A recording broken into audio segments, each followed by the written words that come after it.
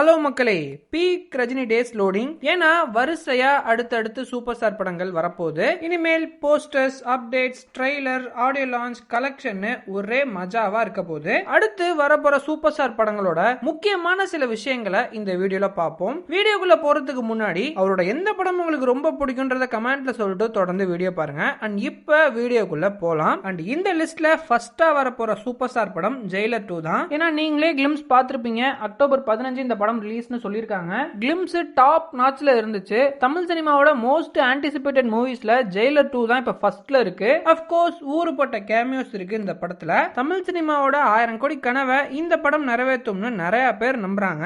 அதுவும் கரெக்ட் தான்.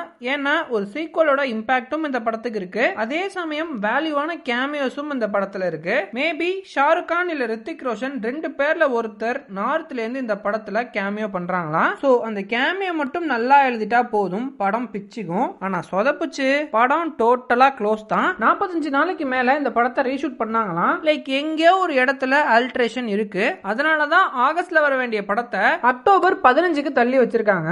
சோ கண்டிப்பா ரஜினி சார் போர்ஷன்லயே ஏதோ ஆல்ட்ரேஷன் இருக்கு. அதனாலதான் அவருக்கும் ஷெட்யூல் போட்டிருக்காங்க. ஆனா அந்த அவுட் எப்படி வருது அப்படிங்கறதா மேட்ரு. பட் என்ன கேட்டா அதர் ஸ்டேட்ல இருந்து ஆக்டர்ஸை கொண்டு வந்து கேமியோ பண்ண வைக்கிறதுக்கு நம்ம கமல் சாரே கூப்பிட்டு வந்து கேமியோ பண்ண வைக்கலாம். சோ ரஜினி கமல் காம்போங்கிறது ஒரு சீன்ல பார்த்தா மாசா இருக்கும். சோ இந்த கேமியோ பத்தி நீங்க என்ன நினைக்கிறீங்கன்னு கமெண்ட்ல சொல்லுங்க. பட் இது நடக்குமா இல்லையாங்கிறது நெல்சன் கையில தான் இருக்கு. இது வரைக்கும் அந்த மாதிரி எந்த டாக்ஸும் இல்ல. நானா ஒரு கற்பனையில சொன்னதுதான் இந்த விஷயம். சரி அதை விடுங்க.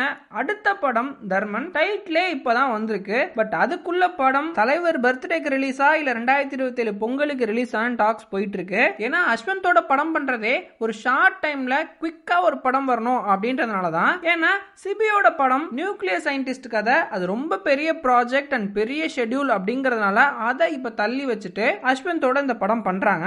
இது ஒரு சிம்பிள் டாக்டர் கதை தான். பட் அதுல போய் எதையும் ஸ்கேம் பத்தி பேசி அறுக்காம வசூல் ராஜா மாதிரி ஜாலியா இருந்தாலே ஓகே தான். பட் இதுல ட்விஸ்ட் என்னன்னா கமல் ப்ரொடியூஸ் பண்றாரு. அதுலயும் ஸ்பெசிபிக்கா ரொம்ப நேரம் அவங்க ரெண்டு பேரும் சேர்ந்து நடிச்சதை பத்தியும் இனிமேல் சேர்ந்து நடிக்க போறத பத்தியும் தான் பேசிட்டு இருந்தாரு. எனக்கு என்னமோ நான் ஜெயிலர் 2க்கு சொன்னது இந்த படத்துல நடந்துரும்னு நினைக்கிறேன். மேபி தர்மன்ல கூட கமல் கேமியோ பண்ணலாம். ஜெயிலர் 2 விட தர்மன்ல அவர் கேமியோ பண்ணதா வாய்ப்பு ஜாஸ்தி. என்ன ப்ரோ சும்மா சும்மா கேமியோங்கிற கேமியோனாலதான் நிறைய படங்கள் குட்டிச்சோரா போகுது அப்படின்னு சொல்லலாம். பட் அதுக்கும் தனியா ஒரு வீடியோ போட்டிருக்கேன். இந்த வீடியோ முடிச்சுட்டு அதையும் போய் பாருங்க.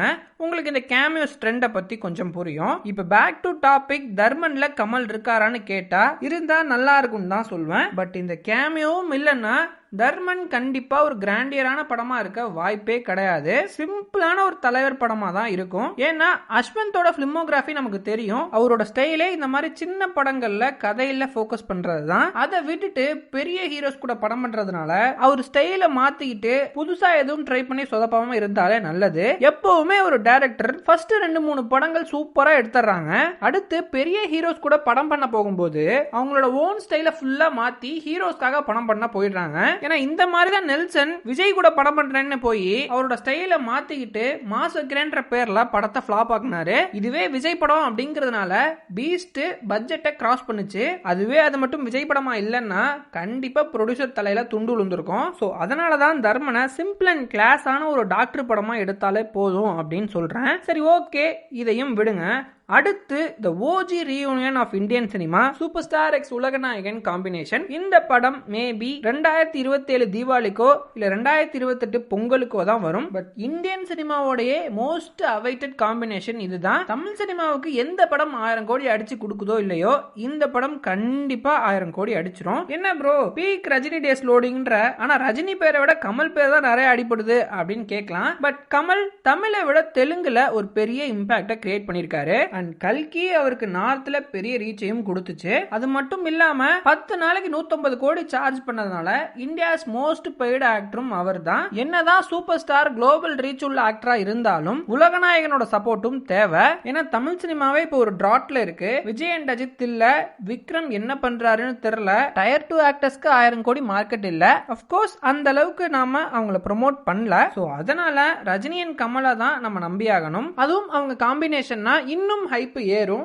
1000 கோடிக்கான பாசிபிலிட்டிஸ் இன்க்ரீஸ் ஆகும். சோ அதனால தமிழ் சினிமாவோட மோஸ்ட் ஆன்டிசிபேட்டட் மூவிஸ்ல இதுவும் ஒண்ணு. பட் இதுல யாரு ஹீரோ அப்படின்றதுல தான் சுவாரஸ்யமே இருக்கு. பட் எனக்கு எப்பவுமே சூப்பர் ஸ்டார் தான் ஹீரோவா இருக்கணும்னு தோணும். ஏன்னா நிறைய படங்கள்ல உலக நாயகனுக்கு சூப்பர் ஸ்டார் வில்லனா இருந்திருக்காரு. அதனால இப்ப கமல் ரஜினிக்கு வில்லனா இருக்கணும் அப்படின்ற ஒரு ஆசை தான். பட் அது மட்டும் இல்லாம ஹீரோயிசம்னாலே தலைவர் தான். கிட்டத்தட்ட அந்த ப்ரோமோலே காமிச்சாரு அவரோட ஸ்வாக்னா என்னன்னு. ஆரா ஃபார்மிங்ல சூப்பர் ஸ்டார் கிட்ட கூட வர முடியல கமலால. பட் படத்துல அந்த மாதிரி ஒன் சைடடா இருந்துச்சுன்னா கண்டிப்பா படம் ஓடாது.